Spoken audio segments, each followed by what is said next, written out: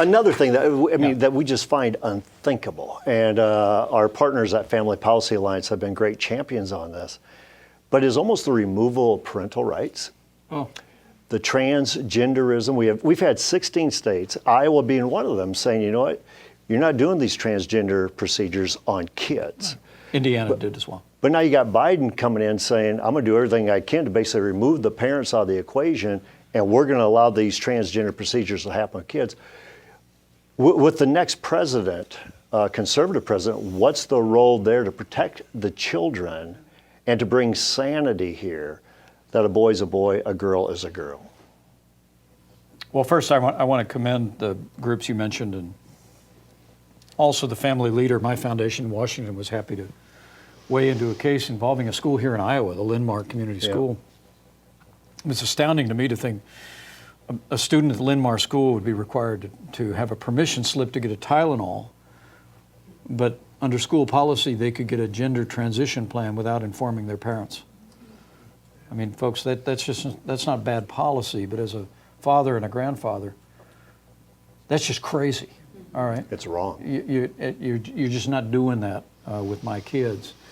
And I'm very proud of the fact that, as you said, states around the country, including Indiana, have banned chemical and surgical gender transition for minors in the country. We've got to push back hard on this. But there's also another piece of this.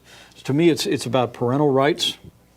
All right, and that's why I'm incredibly proud of Iowa, proud of Indiana, proud of Arizona, and Arkansas and other states.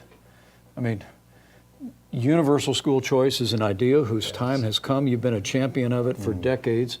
One of the ways we ensure parental rights is we make sure, as you've done here in Iowa, we did in Indiana, that parents are able to choose where their children go to school, whether it's public, private, parochial, or homeschool. This is a school choice moment, and we've got to continue to drive it.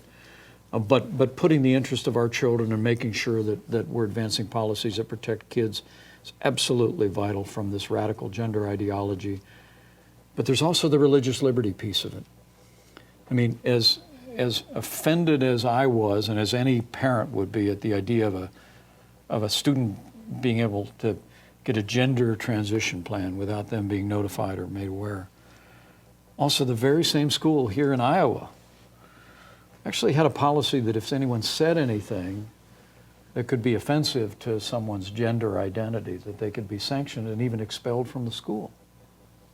That means if you stood up in a classroom and said that you believed male and female, he created them, that could be characterized as an intolerance sanctioned by the school, or rather resulting in a sanction from the school. And look, so to me, this is about putting the interests of our kids first, about protecting parents' rights, but it's also about religious liberty and the right of every American family to live, to work, to worship according to the dictates of their faith and their conscience. Well said. So we got to make this fight. Well said.